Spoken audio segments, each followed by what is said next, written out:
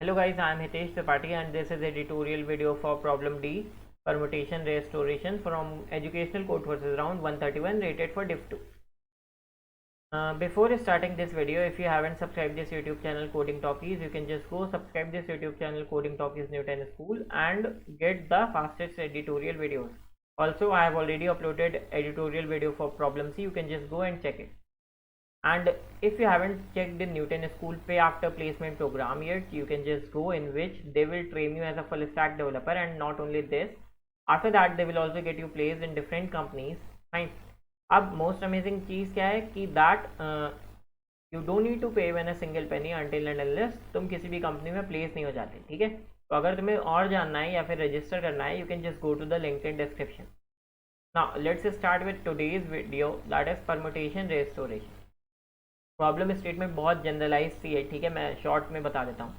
हमारे पास इनिशियली एक ए एरे थी जो कि थी एक परमुटेशन 1 to n नंबर. ठीक है, उससे मोनो का आपने क्या किया, एक एरे बी बनाई जहाँ पे बी ऑफ आई क्या था, floor of i by a of i, यहाँ पे आई जो है वो 1 से स्टार्ट होगा. ठीक है, अब एग्जैक्टली हुआ क्या कि मेरे पास बी एरे है और मुझे उससे ए एरे बतानी. ठीक है, तो मेरे पास एग्जैक्टली है क्या, फ्लोर ऑफ आई बाई ए आई है और बी आई है और मुझे उससे ए आई बताना है. ठीक, फाइन. तो प्रॉब्लम स्टेटमेंट क्वाइट क्लियर है.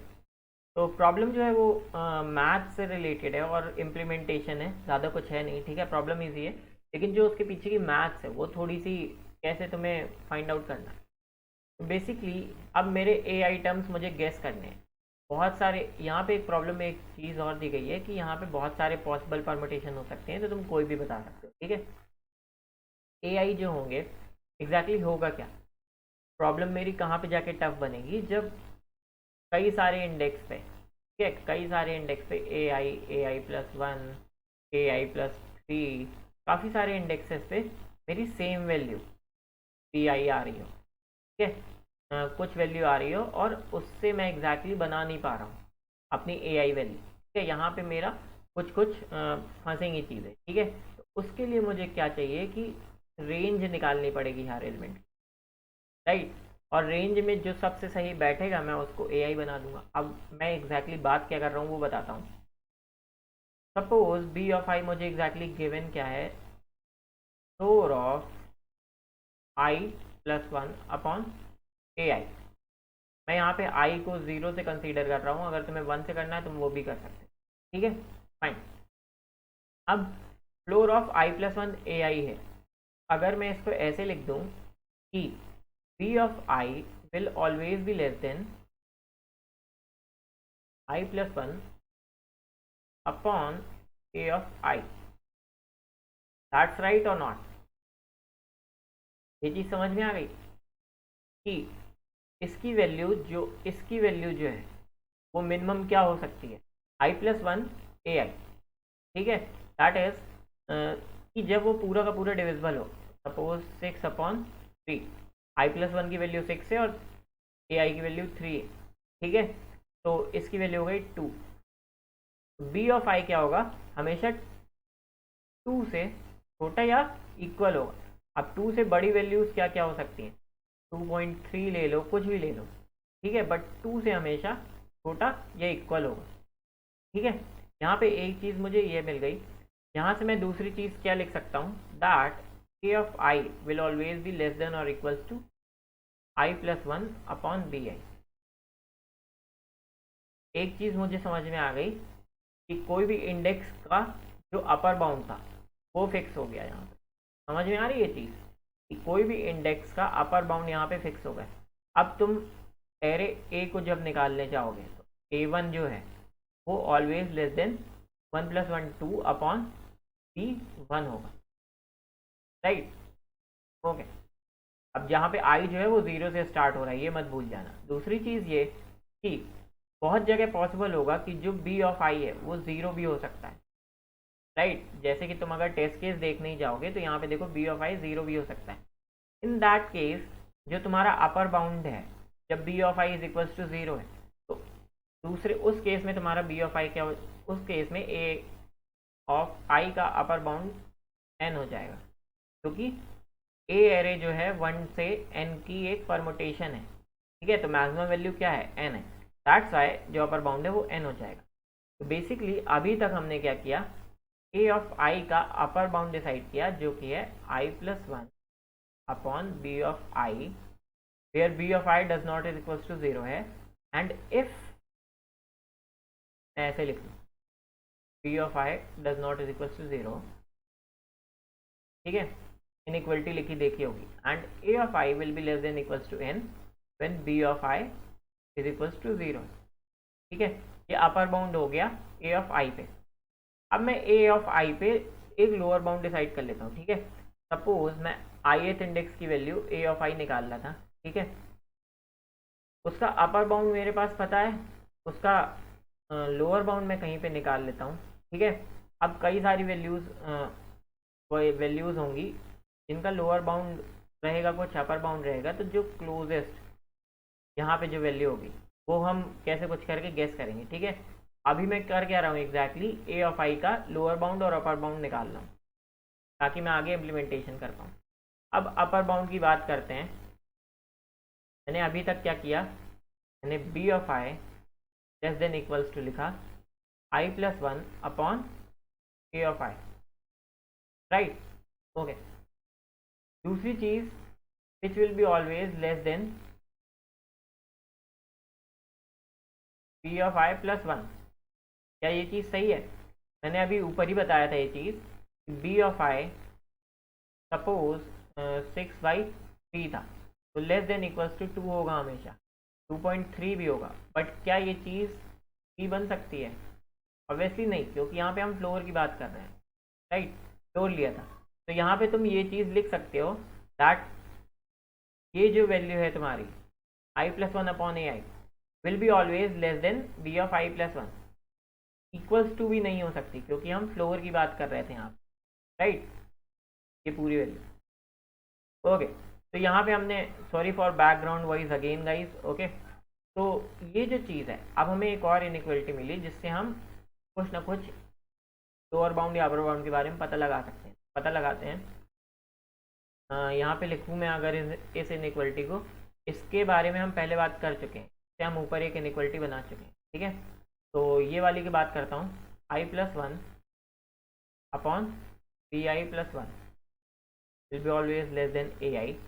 तो ऊपर मैंने क्या डिसाइड किया था, ऊपर ai का अपर बाउंड डिसाइड किया था, नीचे मैं ai का लोअर बाउंड डिसाइड कर रहा हूँ। ये चीज़ समझ में आई? ओके फाइन, तो ai will always be greater then this, okay, और या फिर मैं इसको ऐसे भी लिख सकता हूँ, ये चीज़ ध्यान देना कि ai विल ऑलवेज बी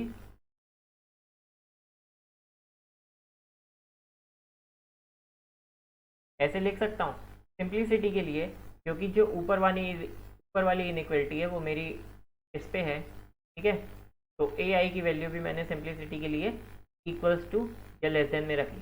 ठीक है, कि ai की वैल्यू हमेशा, अब ऐसा यहाँ पे मैंने इक्वल्स टू क्यों लाया है वो चीज़ अभी तुम्हें यहाँ पे समझ में आ जाएगी। तुम उसको +1 को हटा के भी यहाँ से काम कर सकते हो। ठीक है, वो सिंप्लिसिटी के लिए। तो यहाँ पे मैंने एग्जैक्टली किया क्या, अब ai के लोअर बाउंड और अपर बाउंड दोनों है मेरे पास, फाइन। अब मैं क्या करूँगा, अब मैं वैल्यूज़ पे जाता हूँ। ठीक है, suppose first, second, third, fourth up to n। अब मुझे ये पता लगाना है कि वन वैल्यू कौन से इंडेक्स पे रहेगी, ये पता लगाता हूँ मैं। ठीक है, और मेरे पास हर इंडेक्स पे a1, a2, a3, a4, a5 हर इंडेक्स पे वैल्यूज़ हैं और उनके बॉन्ड्स हैं। ठीक है, तो अब मैं सिंपली यहाँ से काम आता है इम्प्लीमेंटेशन का। तुम्हारी मैथ्स पूरी यहाँ पे ख़त्म हो गई, यहाँ से इम्प्लीमेंटेशन का काम आता है। तो तुम्हें अब हर इंडेक्स की वैल्यू पता लगानी है। ठीक है, परमुटेशन पता लगाना है। तो तुम एग्जैक्टली करोगे क्या, एक पेयर बना लो। पेयर में तुम अब क्या डालोगे, लोअर बाउंड डालो। ठीक है, कोई भी वैल्यू का लोअर बाउंड है, सपोज कई सारी वैल्यूज़ होंगी जो 2 या 2 से बड़ी रहेंगी हमेशा। ठीक है, हाँ देखो 1 2 3 4 5 6, मैं विजुलाइज करवाता हूँ तुम्हें। कई सारी वैल्यूज़ होंगी, suppose a1, a5 and a6, ये तीनों वैल्यूज़ जो हैं वो 2 से हमेशा बड़ी हैं, और इनका जो राइट या फिर अपर बाउंड है वो है 3, 5 एंड 6। ठीक है, यहाँ पे तुम जैसे ही आए, तुमने कहा कि मेरे पास 3 वैल्यूज़ हैं जो कि हैं 1, 5 और 6, जो कि हमेशा 2 से बड़ी हैं। ठीक है, और एक जो है ऐसी है, दूसरी जो है वो है 2 और 5, तीसरी जो है वो है 2 और 6। तो मैं सिंपली क्या करूँगा, क्योंकि मोर एंड मोर चांसेस हैं कि ये जो वैल्यू है 2 और 3, राइट, ये वैल्यू जो है वो 2 और 5 ये तो आगे जाके भी बैलेंस हो सकती है, लेकिन यहाँ पे ये जो वैल्यू है 2 और 3 वाली, मुझको इसको सबसे पहले प्रायोरिटी देनी है या फिर इसको सबसे पहले यहीं पे रखना है। तो तुम क्या करोगे, सिंपली इस इंडेक्स पे ये वाली वैल्यू डाल दोगे। कुछ चीज़ समझ में आई? अब यहाँ पे तुम्हें सबसे छोटी या सबसे पास वाली वैल्यू चाहिए। ठीक है, तो तुम 2 इंडेक्स पे थे, तुमने 2 इंडेक्स से चेक किया कि राइट बाउंड्स कौन कौन से हैं, 3, 5 और 6। तो सबसे प्रायोरिटाइज वैल्यू कौन सी हो जाएगी, 3 वाली। तो ये थोड़ा सा इम्प्लीमेंटेशन पे बेस्ड क्वेश्चन था मैथ्स के आगे। तुम्हें बॉन्ड्स डिसाइड करने थे, उसके बाद खाली इम्प्लीमेंटेशन करना था। हो सकता है प्रॉब्लम डी है इतने अच्छे समझ में ना आई हो, मैं कोड समझाता हूँ, कोड और अच्छे समझ में आ जाएगा। ठीक है फाइन। तो यहाँ पे तुमने अपनी एरे ली, एरे इनपुट ले ली। अब एरे इनपुट के बाद तुमने लेफ्ट और राइट बाउंड के लिए 2 वेक्टर बना लिए और एक वेक्टर ऑफ पेयर बना लिया। ठीक है, अभी इस चीज़ का तुम्हें मतलब समझ में आ जाएगा क्यों बनाया। अब यहाँ पे आओ, सिंपली लेफ्ट बाउंड अपडेट किया। कैसे, ये चीज़ मैं ऑलरेडी बता चुका हूँ। लेफ्ट बाउंड मतलब a of i will always be greater than equals to, किसके इक्वल रहेगी, यहाँ से देखो i+1/bi+1+1, वही चीज़ लिखी है। राइट बाउंड क्या है, अगर बी आई 0 है तो अपर बाउंड n हो जाएगा, अदरवाइज i+1/bi। ठीक है, अब मैंने यहाँ पे वेक्टर ऑफ पेयर में एक चीज़ पुश की है, li-1 का करस्पॉन्डिंग आई इंडेक्स। ठीक है, ये चीज़ देखो, मैंने ये पुश किया है, ये चीज़ कौन कौन सी ऐसी वैल्यूज़ हैं जो 2 से बड़ी रहेंगी। ठीक है, ये एक कंस्ट्रेंट है कि ये वैल्यूज़ 2 से बड़ी तो होनी ही होनी है। ठीक है, उसके आगे कोई भी वैल्यू हो सकती है, और कोई भी वैल्यू तुम कैसे डिसाइड करोगे, उनके अपर बाउंड से। तो मैं लेफ्ट बाउंड को या फिर लोअर बाउंड को फिक्स करके चल रहा हूँ, तुम यहाँ पे राइट बाउंड को भी फिक्स करके चल सकते हो। ठीक है, ओवर टू यू। अब मैंने यहाँ पे लेफ्ट बाउंड को फिक्स करके चला, और लेफ्ट बाउंड के जितने भी इंडेक्सेस थे जो उससे 2 से या लोअर बाउंड से बड़े होने चाहिए, वो सब एक वेक्टर में पुश कर लिए। ठीक है, वेक्टर ऑफ वेक्टर में ना। अब मैंने सिंपली क्या किया, अपना आंसर वेक्टर बनाया, sorry for background voice again, एक प्रायोरिटी क्यू ले लिया। ठीक है, जो मेरा प्रायोरिटी डिसाइड करेगा। प्रायोरिटी डिसाइड मेरी कैसे होगी, जिसका भी राइट सबसे कम होगा वो मोस्ट प्रायोरिटाइज्ड होगा, और वो वैल्यू मैं वहाँ पे उसको दे दूंगा। ठीक है, जिसका भी राइट या अपर बाउंड सबसे कम होगा। ठीक है, मैं हर इंडेक्स पे जाऊँगा, 1 पे जाऊँगा। अब कौन कौन सी वैल्यू मेरी 1 से हमेशा बड़ी होनी चाहिए वो चेक करूँगा। ठीक, देखो यहाँ पे कैसे, अब 1 से n तक मैंने इटरेट किया। ठीक, 1 से n तक इटरेट किया। अब मैं डिसाइड करने वाला हूँ 1 वैल्यू किसकी होनी चाहिए, 1 वैल्यू किसकी होनी चाहिए। अब देखो कैसे 1 वैल्यू एग्जैक्टली किसकी होनी चाहिए, तुम वो सारे एलिमेंट्स पे जाओ जो कि 1 से बड़े हैं, राइट, सॉरी अगेन। तो Pi-1, क्योंकि तुमने i=0 लिया था, तो P0 में जाओ। अब तुम्हें वो वाली वैल्यूज़ मिल गई जो 1 से बड़ी हैं। ठीक है, ये सारी वैल्यूज़ पे एक कंस्ट्रेंट है, इनका लोअर बाउंड फिक्स है, और ये सारी वैल्यूज़ 1 से बड़ी होनी चाहिए। तो तुम सिंपली क्या करोगे, अपने प्रायोरिटी क्यू में वो सारी वैल्यूज़ और उनका जो राइट बाउंड था, राइट बाउंड पहले डालना या फिर अपर बाउंड पहले डालना, क्योंकि तुम प्रायोरिटी क्यू में वैल्यू डाल रहे हो तो सॉर्ट होंगी वो। ठीक है, और प्रायोरिटी क्यू कौन सा ये भी देख लेना। फिर मैं गया और मैंने सिंपली टॉप मोस्ट एलिमेंट निकाला, और जो टॉप मोस्ट एलिमेंट होगा वो एग्जैक्टली क्या होगा, जिसका अपर बाउंड सबसे कम है, राइट। और उस इंडेक्स पे मैं सिंपली क्या दे दूंगा, अपनी 1 वैल्यू दे दूंगा।